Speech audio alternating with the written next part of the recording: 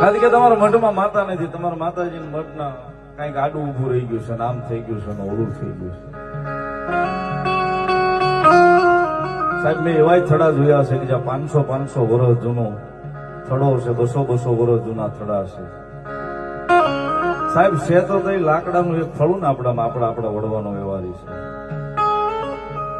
સાહેબ એક લાકડાનો કટકો લાવીને તમારા ઘરે અનુભવ કરી લેજો, લાવીને મૂકી દેજો, 6 મહિના 8 મહિના થશે ને એટલે એમાં હળો બેહી જશે. એક લાકડાનો કટકો લાવીને ઘરે મૂકી દેજો, 6 મહિના 8 મહિના વરસથી એમાં હળો બેહી જશે, હળી જશે.